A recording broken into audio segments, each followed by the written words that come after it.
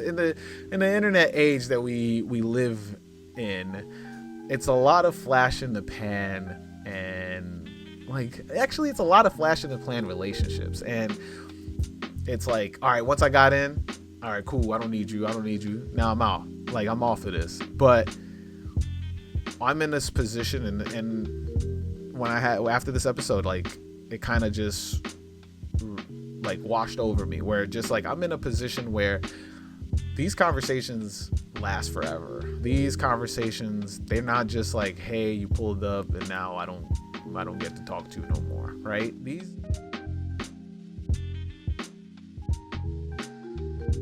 What's good, everyone? Welcome back to My First Kicks. This is episode 252, and this week I'm by myself. That's right, I'm doing a solo podcast to start off the year. I wanted to recap 2025 and get a chance to do an end of the year episode, which I kind of really wanted to do, but I ended up interviewing Deontay, Kyle, and Big Ice Cup Cat, and from the Grits and Eggs podcast, and I was just like, you know what? What's a better way to end the year off with maybe the hottest podcast that is out right now, and got to have like a real conversation with them and hear what they had to say from being a huge pivotal like fixture in podcast right now. And you know, Deontay has been such a thought leader and has been asking and saying such thought-provoking things that it really inspired me to do my out of the box episode that time when Mouse didn't show up for his episode by accident. Shout out to Mouse. That's not a shot, but that it really gave me the kind of the courage to step back and be like, you know what, I can hold my own on an episode by myself. You know, got to talk for 45 minutes, and this is probably going to be around the same length as I go through what I got to accomplish this year, or this year. I mean, I'm recording this literally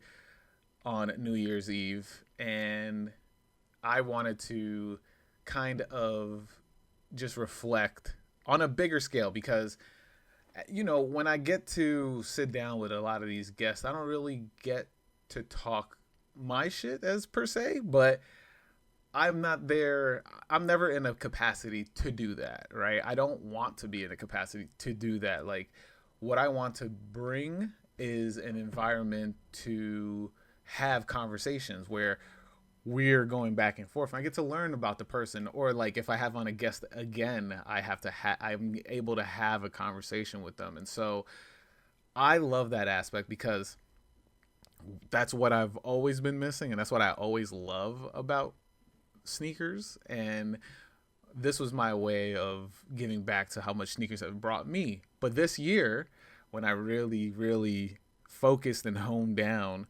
on making an effort with this podcast, it's just been crazy, right? So I just wanted to talk about how crazy this year has been, especially, you know, kind of going head on with doing in studio episodes. So, you know, you don't get any of the Zooms anymore. You don't see this anymore. And kind of just bringing this back to start off the year to just not leave it behind, but I want to just kind of like reset. Like we always talk about at the end of the year, new year, new me, new year, new shoes, new year.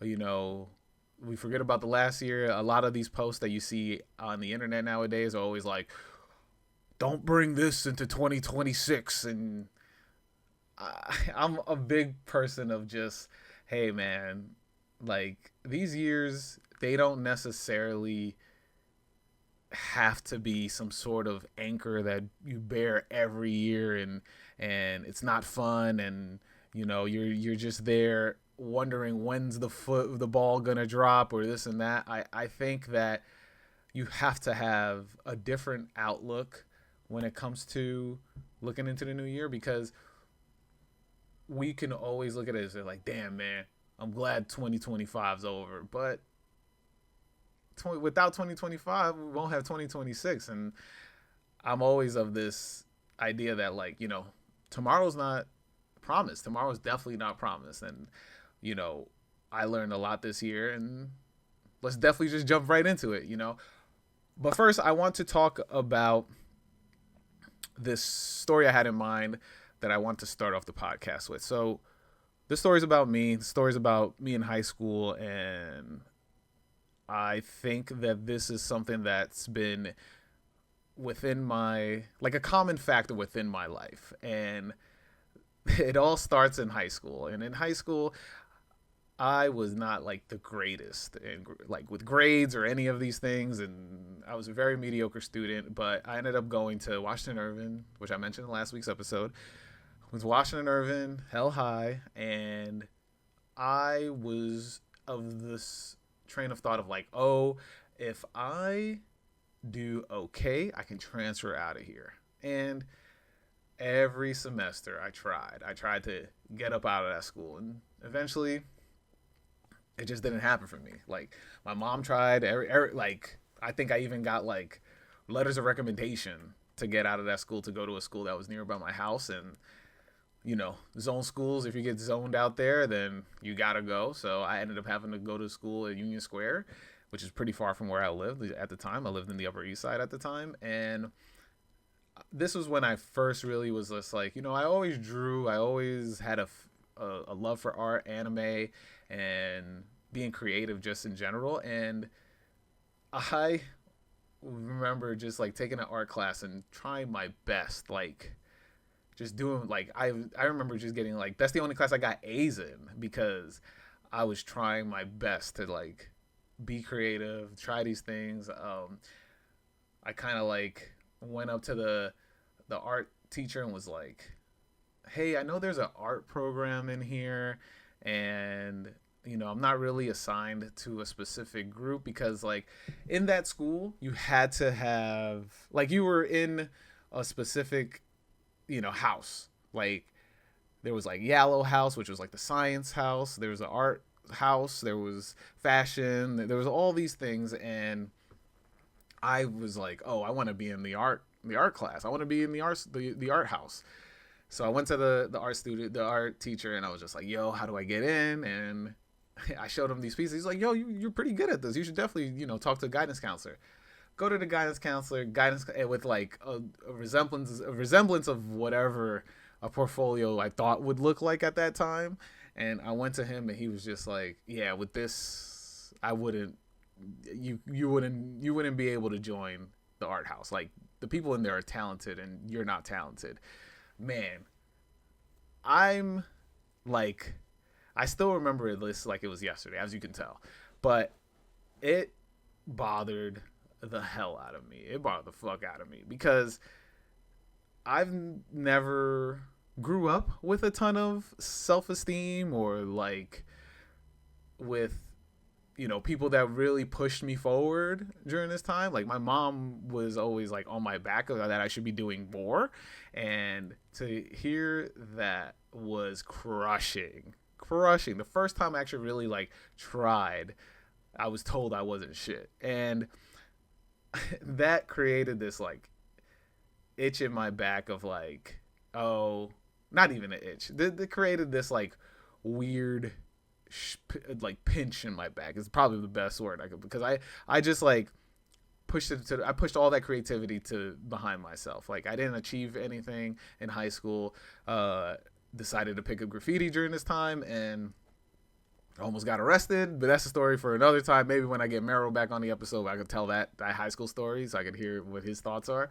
But picked up graffiti at that time, and like in high school, and that was my rebellious stage, and I was just in love with art ever since then. And once I got out of high school, I was on the rap blogs, I was on rap forums, taught myself, and I was also on gaming forums, of course, you know, Game Facts. But I taught myself Photoshop, and that kind of scratched that itch for me. That like learning how to create something from scratch. Like, I was doing art again, and it's something that I never gave up, essentially, but it was something that I wanted to pursue and do. And I never ended up going to college for it. I ended up going to college for print, which I've mentioned on here. Got a degree in like graphic communications, project management, and to me, all my jobs in my career have always been outside or like like adjacent to art, but never really scratched the itch for art. So let's fast forward to when I was, working at MTV, which is now defunct apparently. I was working at Viacom during this time, and I had to teach myself video editing. I taught myself video editing. I was trying to figure a way to actually like keep my job during this time. So that always scratched my itch of just like learning something new, of just like, okay, cool, I learned something new. And you can fast forward all the way to now where a lot of these things that I taught myself out of getting that first denial, that first like that first no brought me to here, right? There's like so many lessons that it took me until maybe this year that I realized, wow, I really put a lot of things together to get here. And I'll even tell you about like if you're ever wondering, this is the craziest story, right? This is the craziest story to me because I was just talking to Deontay about this. He recently had Ali Sadiq on, and when I was working at Viacom, I was working at Comedy Central. It was one of my first Viacom jobs there, and I remember telling him, I was just like, "Yo, Ali Sadiq, when he had his comedy special and he had his like half hour on Comedy Central, I was working there, and he did his like This Is Not Happening story. I was working. I was the one that uploaded that to the internet. Like I was the one that was working on that show, and so I was telling him about that, and then I realized like I had this moment where when I was a young kid, I living in Queens, and I remember finding Comedy Central for the first time. This is when we first got cable, and I remember falling in love with Comedy Central because comedy for me is one of like, it's the thing that always put a smile on my face, that always made me happy. And so forever in my life, that's why I'm always down to put on a comedy show and use the My First Kicks name to do, comedy, or like we had one, was it the year before, I threw a comedy show with Chris Chaney at Extra Butter. And so if I'm ever going to have another, I'm probably going to have another one next year, but I'm hoping to do more of those because comedy has always been part of my life. But flashback to me as a kid, I remember watching Comedy Central Presents, and I ended up getting this job at Comedy Central. And I'm telling Deontay, like, yo, I remember sitting down watching Comedy Central and being like, yo, one day I'm going to work there. I never said I was going to be a comedian. I always said that it's just like, I'm going to work there. And whatever that entailed, I ended up like making it happen. And it's a crazy realization because if you ever put your mind to something, it's going to happen. And this is how we end up with My First Kicks, right? So beginning of the year, I decided to kind of bank this episode that I had with Mero that I recorded in 2024, last year, 2024, in December. And I thought, like, you know what? After I finished that episode, I was like, you know what? I was telling D, I was like, you know what? I'm going to bank this episode and drop it in January to make sure I start off hot, right? And I started off hot. I started off real hot. I think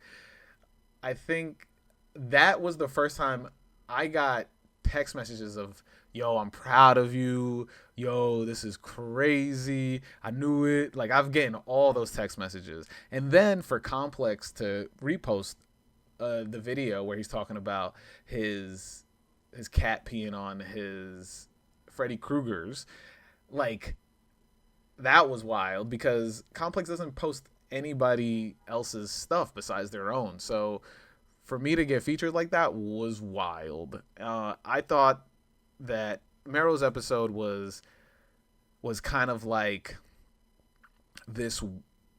How do I explain it? There was a way to to me, it was just like this crazy thing because I can't put it in words because I'm forever grateful for Mero to, put the stamp on me, to give me mad love, and then on top of that, just like introduce me to a ton of other people, and kind of just like help me out because during that episode and after the episode, we were chopping it up, and he like tapped in with me, and you could tell when like when somebody's always just like, oh yeah, I mess with your stuff. Nah, man, if you watch that episode, run that episode back.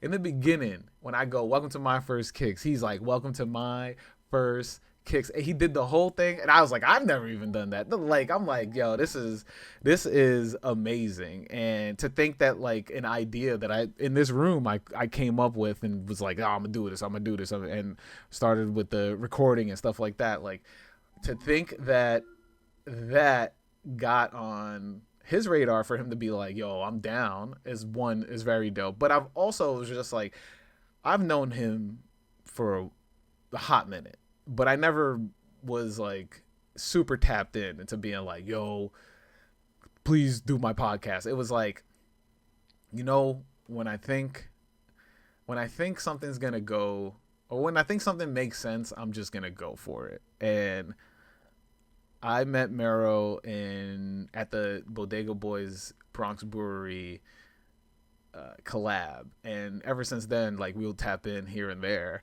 And when I finally was like, I showed him over time. I showed him the progress of the podcast, and then the biggest thing was that I got in front of him. So he did a live show, and I was like, "Yo, what up?" And we were talking, and I was like, "Yo, I would love for you to be episode 200." And this was like I was on episode like I want to say like 180, 170. This is like very, like, I was like 170, 180, and I was like, I'm gonna go for the big swing, right? And it led up to that, and it led up to this crazy episode, and I'm forever thankful for that because it catapulted. I would say, like, the growth. When I looked at like how I started the year in terms of just like Instagram followers, I was only at 1,800, and then from there, like, it went up crazy because people were just reposting and sharing everything, and that was the first time I felt like I ever tasted what it resembles of just like a little bit of success on Instagram. So it was pretty cool. And of course, I'm not going to tap in to every single episode individually, even though I know there's 52 of them that I did this past year. But of course, I got a couple I'm just gonna call out after that Kid Mero episode, because like these are just very cool episodes. Like Trayvon bringing in just like a bunch of dope sneakers that only a handful of people get them or got them from Slam. He got some super rare stuff in the building, and this was just like a trend where people were just starting to bring sneakers in while we got to talk about their journey. And like, so J Miles, Tiana, we got to tap in with sneakers, and they brought a bunch of sneakers, and I thought that was pretty cool because it was very different. It was very different to the point where I thought I started just like, I seen more people just like invest into what the podcast became, and I really enjoyed that. I really enjoyed that because I'm going to say this, and I've said this before. I always go into every episode like, y'all have never heard me before, or you've never heard of this podcast before, so this is gonna be your first episode. And so to me, when people are like, yeah, man, I've been listening, this is an idea, I'm bringing some sneakers, like, it's like dope as hell to me, because having that journey of just thinking that nobody's listening, for then people to change your mind that people are listening, it does give you a different perspective on the kind of impact that you have, right? Or just kind of the idea that people are actually listening. So it kind of just changes it. And then from there, the legendary Premium P pulls up, and this was this was, I can't even put this into actual words, but that like how I felt doing this episode, or how I have felt since this episode, because Premium Pete is such a gigantic legend, and especially in sneakers, like if you were on the forums, you heard about him, you've seen his stuff, him, Dallas, Combat Jack, legends in the game, podcasting, like to me, insane. I remember asking him, and he says it in his episode 2 years ago, that I reached out, and I bugged him like crazy. I bugged him, but I didn't make it seem like, hey, you're not messaging me, so F that. Like because I'm never that type of person. Like, people don't see the email sometimes. People don't, like, or you got like somebody checking your email so you don't see it, or there's always different factors. So I'm a big, hey, let me get in front of said person and let's see if we can make this happen. Or, if you have a paper trail and you're able to call back to it of like, yo, man, I reached out to you, would really love to have you on an episode. It does go a long way. And this is advice for anybody. And this is in any capacity. If you reach out for like a job, or an opportunity you think you're the right fit for, and you have an opportunity to get in front of that person, I would move mountains to do it. I would get in front of any and every person if like that is something that you really want to pursue or want to be a part of. Like, that is, I feel like it's the legwork that is missing, especially nowadays. People are quick to just do a DM and be like, yo, I'm good.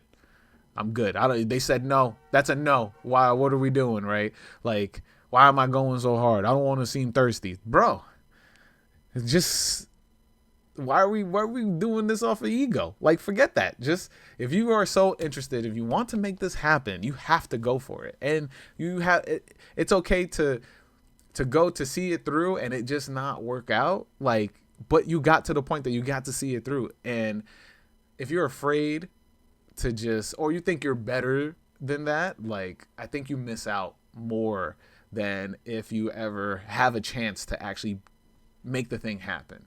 So if you are adamant, make sure you pursue that thing. But then back to Premium P. So Premium P pulls up, and he pulls up to Hidden Tiger, which is Status Selector's bar. And I was with Coda at the time. Shout out Coda, man. He's been crushing it this year. The next year is going to be crazy. But I was with Coda, the friend, and for his album release, and we were chilling, and Premium P pulls up, and I got to talk to him.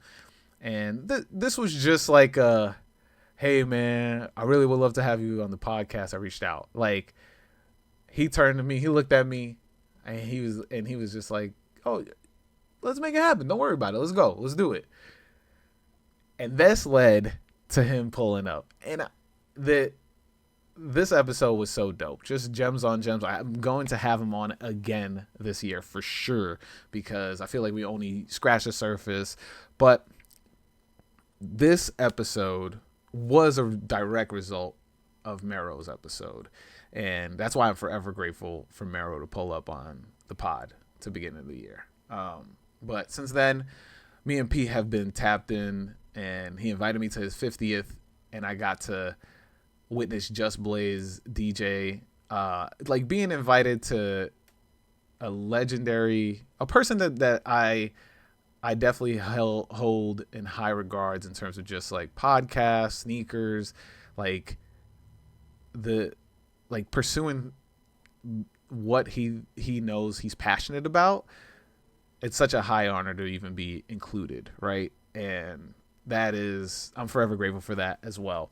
So I think that once we got there, it was just like the ball is rolling, right? Because Brendan Dunn pulls up, we talking Aesop Rock, and after that, Brendan leaves Complex and causes a huge stir going to StockX, and I got his last interview before that happened, and I'm hoping to have him on again to talk a little bit more about his transition into StockX, but getting to just to talk with him and be cool with him, I think that he's always been this person that is held in the regard of there's like this mountaintop, right? And the mountaintop that Complex has kind of like ushered with the sneaker of the year list and all these things, and being a media conglomerate that really pushes their own people to the forefront as like the tastemakers, the main people that and look, in my opinion, I think we there's enough space for everybody, right? I think that if you are pursuing this in any way, by all means, do not feel deterred, right? Yes, some people have cash flow. Some people are able to tap into audiences a lot faster.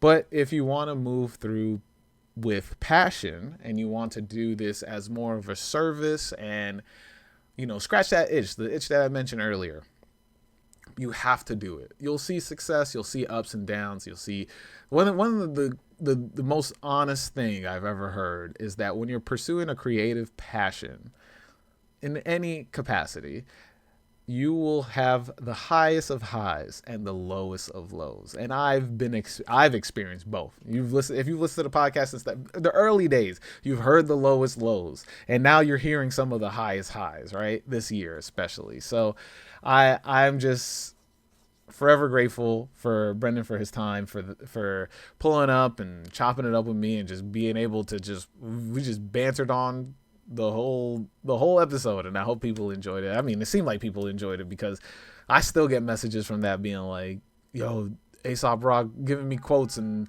talking about Camu Tao and all the Def Jug days, and we got a lot more to talk about, so hopefully it pulls up. But that was really dope. I am still amazed that I got to tap in with DNA, Arab Lincoln, and of course, Jason Faustino pulled back around.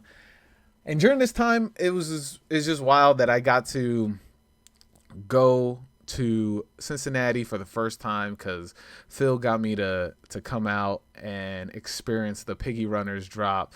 I paid my way to make sure I was there. I spent a lot of 2025 being really, really, really intentional with my money first and what I wanted to do with the podcast. Like I mentioned this in the last episode at the end, I started the year because I was saying I banked that Mero episode.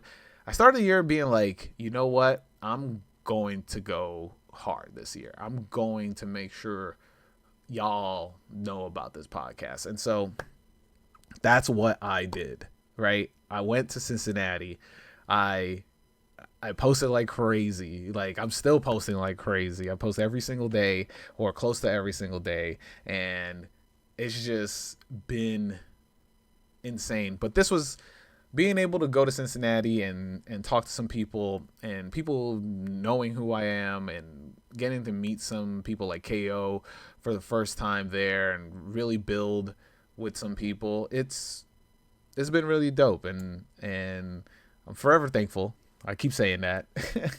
But of course we got to skip ahead because with Ben, I got the chance to actually have Phil and a bunch of the people that were at the Grandma's Couch 2.0 on the podcast because my first live episode failed to record correctly, and because I did not know what I was doing. I did not know at all what I was doing with the equipment that we rented, and I thought I did it. I thought I had. I was researching like crazy before I got there, and it all did not go well in terms of just trying to make sure that I captured the live show with me and Sneaky League. This is our first collab. Well, hopefully we'll get to do another one again, and it didn't happen. But quick thinking. And shout out to Aaron and AD for helping me out. But I got to do more of just a one-on-one interview before the full event happened. And that's what we got for the Grandma's Couch 2 release. And I hope y'all enjoy that. If you haven't watched that, please go tap in. I got to talk about the shoes, got to talk to Phil, got to talk to Elena from Sneaky Leak, a bunch of other people, AD, Aaron, Melissa, Melissa Chanel. That's why I said Michelle. Melissa Chanel. It was a really dope day.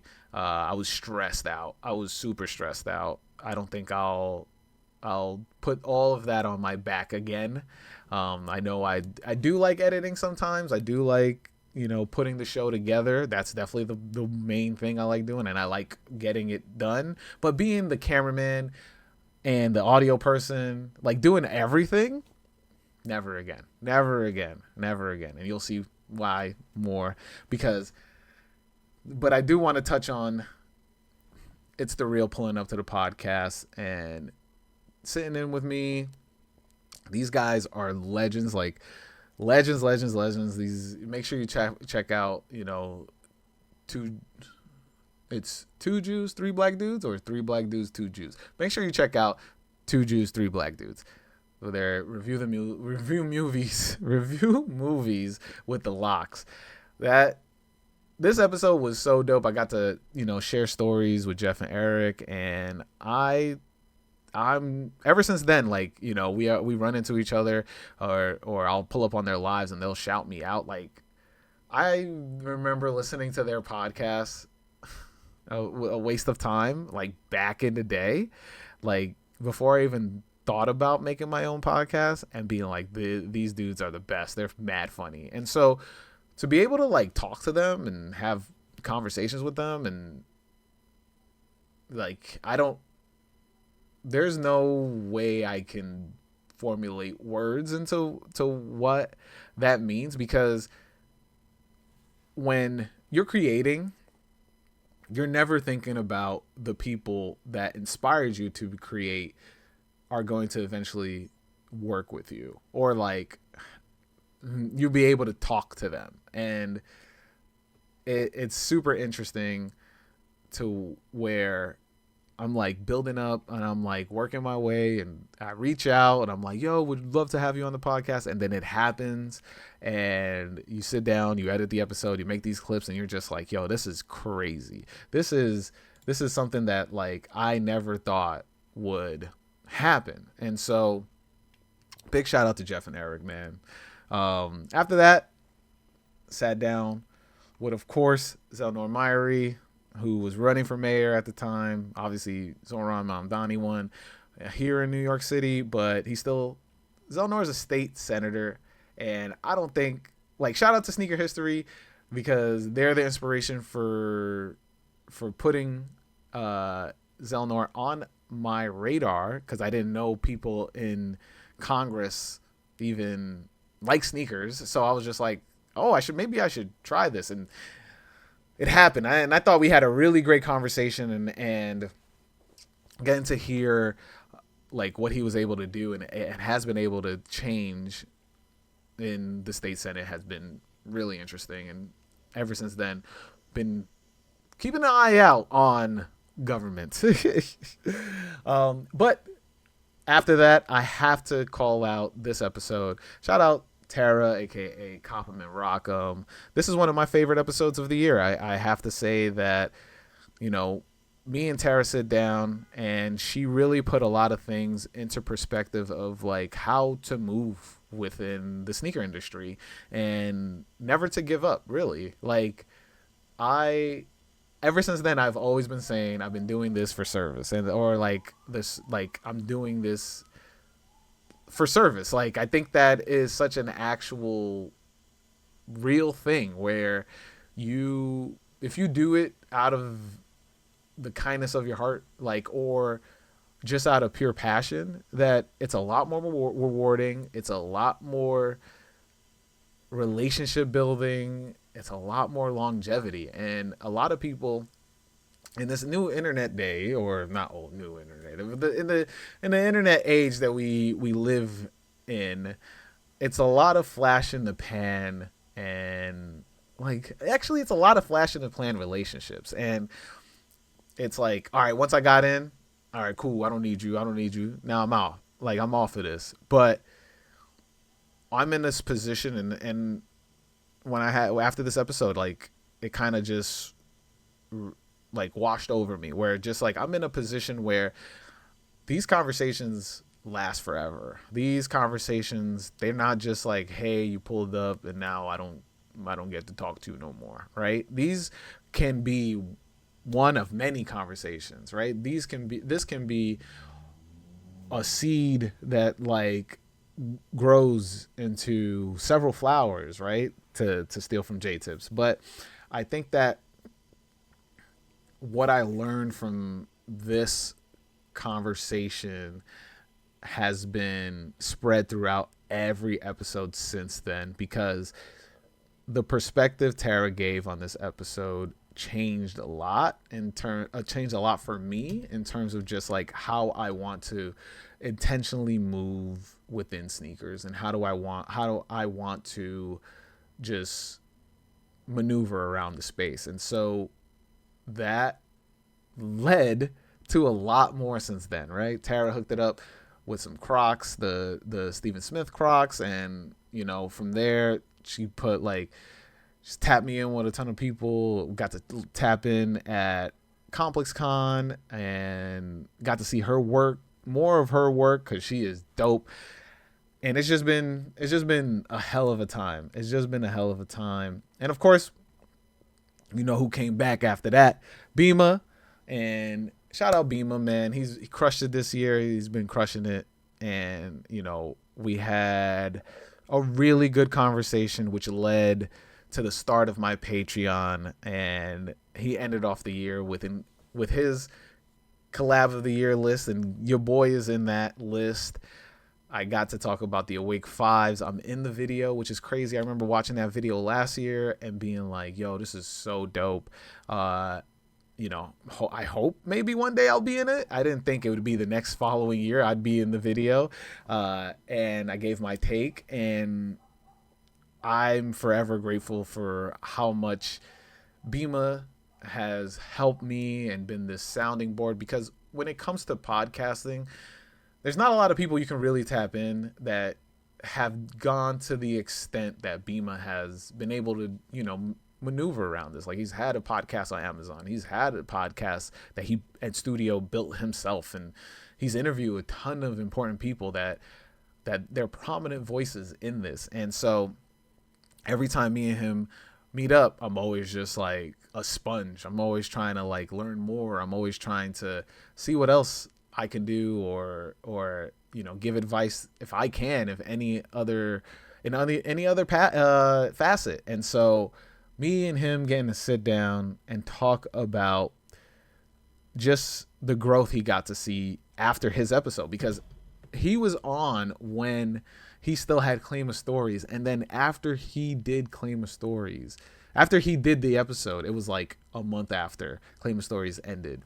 And so I remember just like being so inspired by his journey and hearing how he was able to flip that into the success that he sees now. He's got to interview Jeff Staple at the Staple opening. He's done a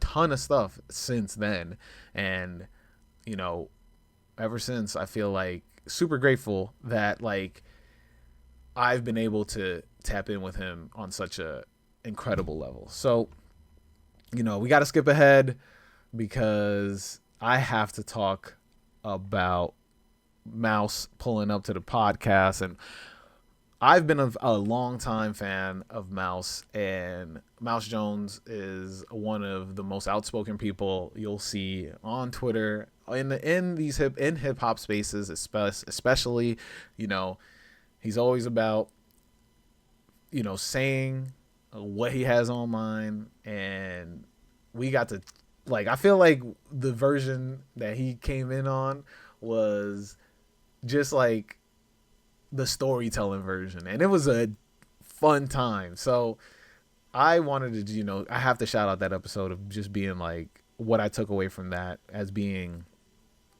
just a dope conversation.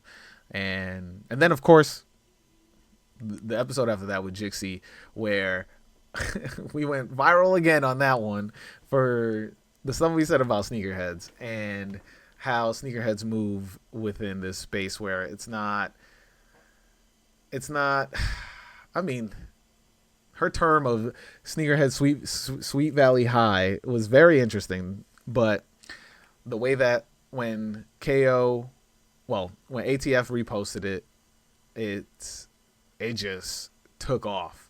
People were fighting in the comments about her thoughts on being a sneakerhead and why it was just crazy. It was something that I never thought would be coming from my platform specifically, because I'm not the type of person that makes or ask rage baity type questions, but I think that everybody has a way as to which you see sneakers, and I'm not here to invalidate, experiences and or invalidate anything or feelings about the art form or love or whatever that you do within sneakers.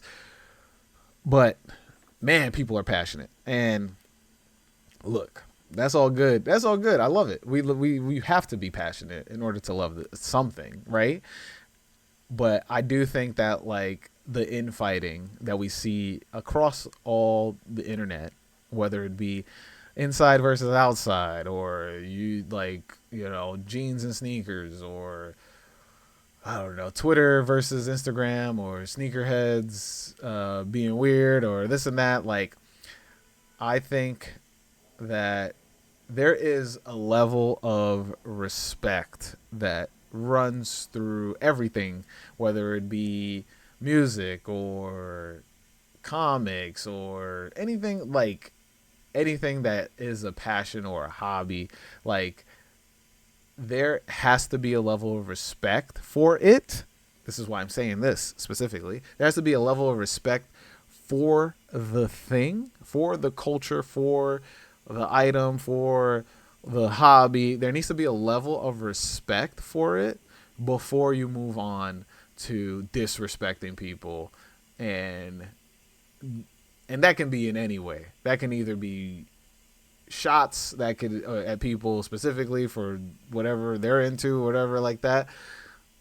But this is why I always say, as long as you have a passion for sneakers, I will always consider you a sneakerhead. I think that you gotta love it. Like, if you wake up thinking like, yo, remember those GRs from 2006? I gotta get those again. Let me look on Macari. Like, that's like that's the mental gymnastics you have to do to make yourself happy, right? Like, there is no workaround to those type of thoughts besides actually being part of the thing. And so that was my take from that, and I had to call that out. But ever since then, I got to sit down with Anwar. I got to sit down with Mr. King JD, Key Nayada, Adir. The first time we did the most legendary episode I got this year as well, with the cool kids. Like, come on. They sat down with John Geiger. I did Jazzaray, which is the biggest like circle, because I talked about how she told me no in the beginning, and it took until now and proving myself like that I'm really about this to get her on. Like, it was, to me, one of the craziest. I think I feel like my mouth was agape the entire episode, because I was just there just talking to an absolute legend, right? Like, and hearing these crazy stories of when like sneakers wasn't really making a move, and she was doing her thing. Like, it's insane, right?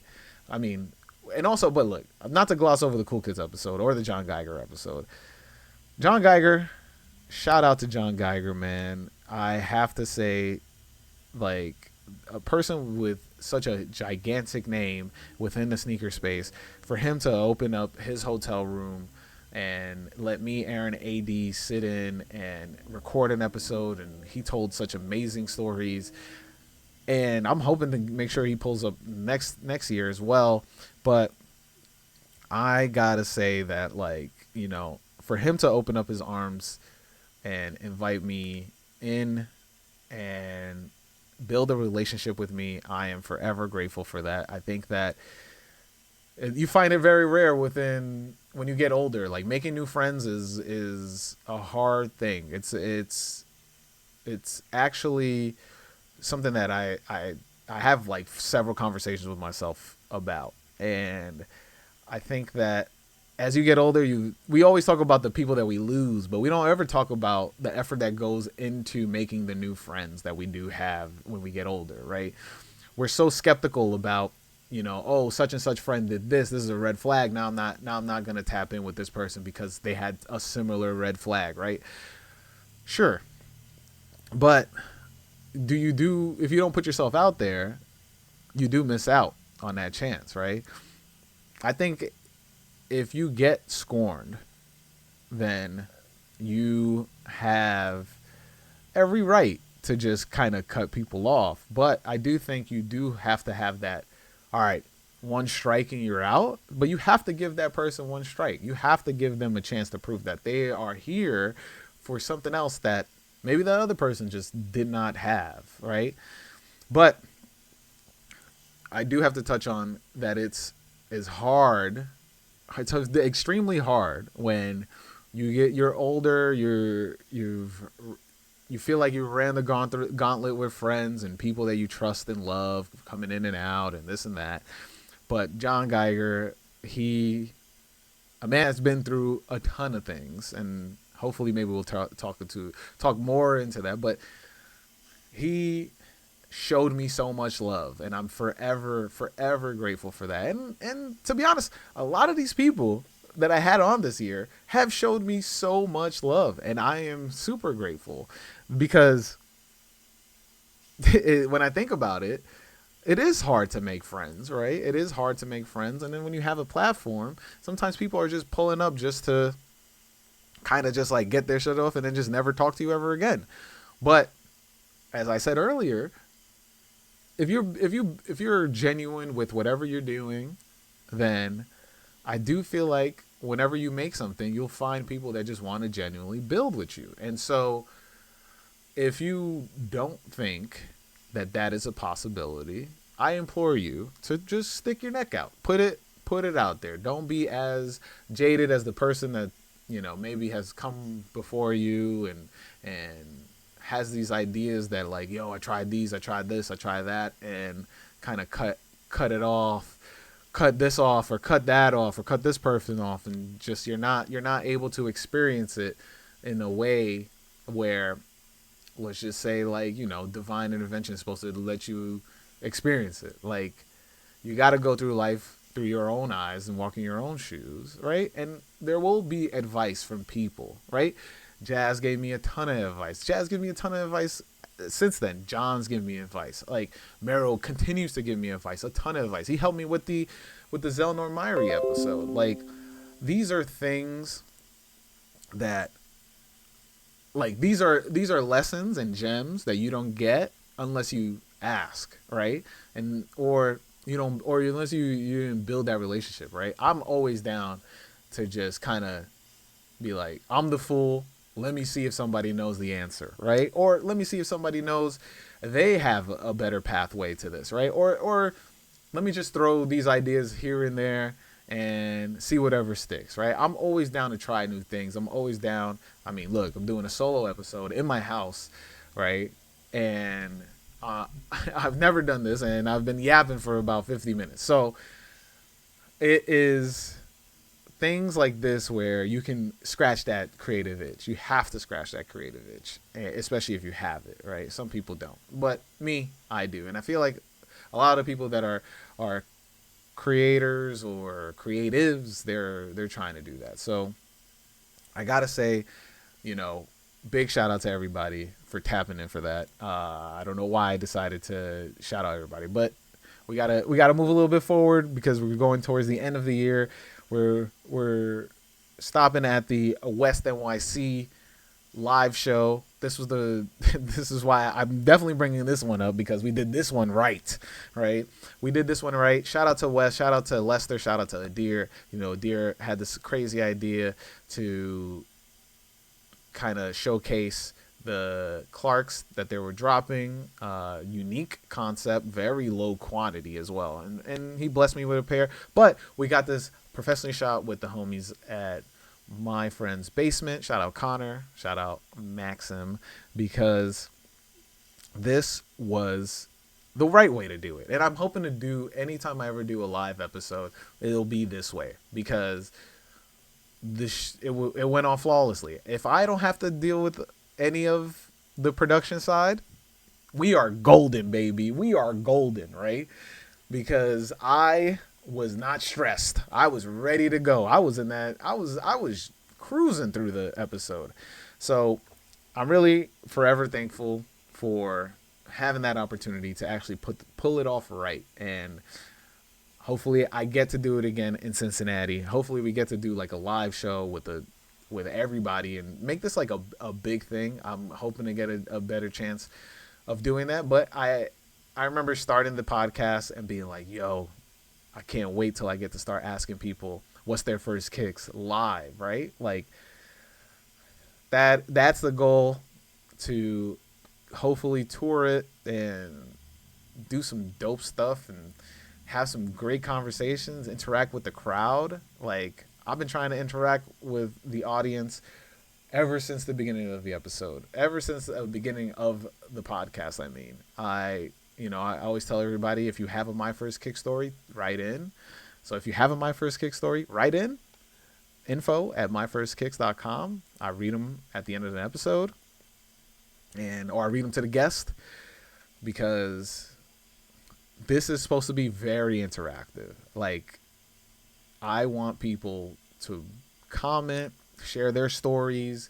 Hopefully I can share as many people's stories with the guests that I have on when we're hearing their stories. And I want to be able to, put kind of like a compiled story episode together where I can just like read off a bunch of read off a bunch of stories, and then we can just like interact back and forth, where I just say, oh man, this is crazy, this is a crazy story too, like, oh wow, like this reminds me of this story, or I think that would be such a dope episode. Hopefully one of these out of the box episodes I can do that. So please write in, please write in. It could be a comment, whatever, write in, please. But I didn't get to touch on ComplexCon at all, but make sure, and I didn't get to touch on BFF, but BFF episode is on Patreon, and I will do a ComplexCon episode with AD and Aaron and Mike. I think we're going to get all four of us. We're going to do one of those on the Patreon as well. But I definitely want to just talk about how I ended the year, because we are almost about to celebrate the new year. But this year ended on such a super high note, but I wanted to make sure I touched on some topics that I feel like I seen throughout the year, and I don't know if this is necessarily something that plagues the sneaker community or the podcasting community or just communities in general, right? I think that like when it comes to creating and being a creative in a space where it's predominantly black culture, or predominantly something that a lot of people of color have been partaking in for years and been doing this thing, I think that there is such a big magnifying glass on what anybody does that it's tough to maneuver.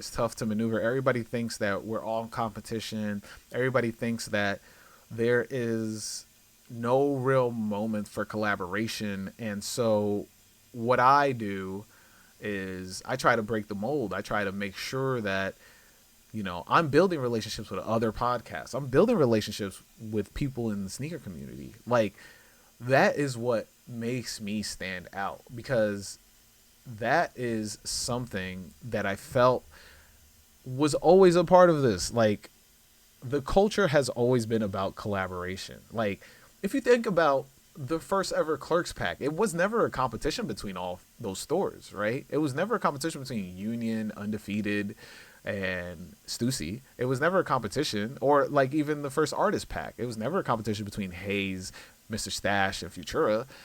I just think that we've gotten away, so far away from what it was to really collaborate within the culture, within the community.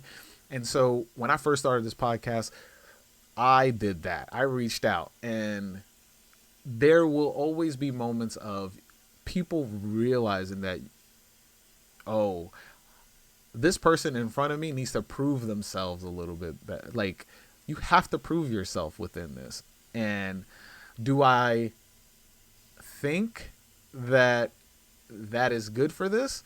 Absolutely. I don't know if you thought I was going to say no, but absolutely. I think that we do need levels to this. There is levels. But I do think that if I'm not on X amount level, then I should be self-aware that I need to get to that point. And so what I mean by that, I mean, this year, 2025, was my effort for that. And it took a lot of effort to do that. And I am hoping to do more and hoping to continue to collaborate even more in 2026.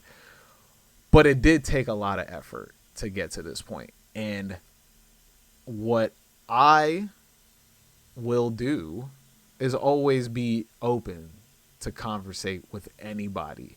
Like, that is not, in my opinion, and this may seem wishy-washy or whatever, but I don't think me going on somebody else's thing, or me giving somebody else advice, or me doing, the X amount to kind of just, help others, is necessarily a cosign in the long run, right? I'm not saying, yo, this my man's, but I'm saying, yo, you should probably check this out. And I wish we have more of that. I wish that we had more people being like, hey, give this a shot. Because that's what I am, right? I had so many people on this podcast that you've never heard of. Life of Tom, Akeem, or Keem Studios, Akeem from Keem Studios. I've had, and this is me trying to use the little bit of spotlight that I have to bring awareness to people, right?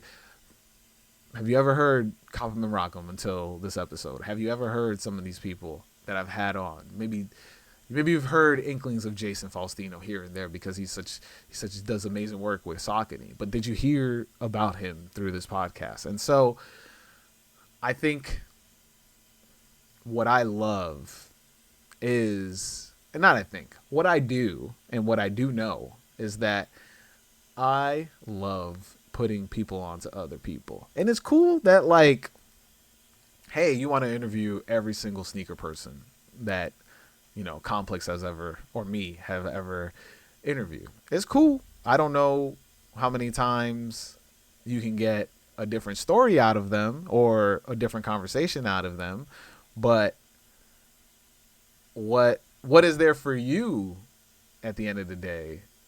And that's that goes for people who are listening. What is that? What is in that, right?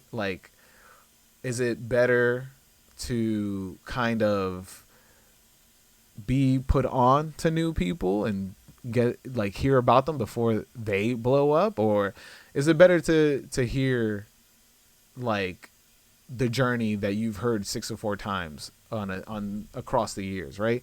That's why when I have guests who've been on a ton of podcasts, I ask them absolutely wild questions, beyond my first kicks? Because that question I'm always going to ask. But I think that we need to hear about the ups and downs. We need to hear about, the things outside of sneakers that got them into sneakers that helped them progress within sneakers, if we're going to talk to sneaker people or hear from sneaker people. And so what I've always been doing is what I'm going to continue to keep doing, and I'm hoping that the community continues to push. This is for anybody that listens to this. Please put somebody on to somebody new, please, because the only way we can grow is by spreading awareness. And we see so many people complaining about how the same types of people are becoming leaders, or how easy it is to skip the line in social media, or how this person's not doing X amount, or this person's not pushing the X amount of people forward. And so if we continuously point the finger without actually doing the work, then we will never see the culture move forward. And so I am the person that will always do anything to push the culture forward. I will be the flag bearer, the light holder, the person that's going to kind of like be unconventional in terms of what I want to see is what I want to do is what I want to see.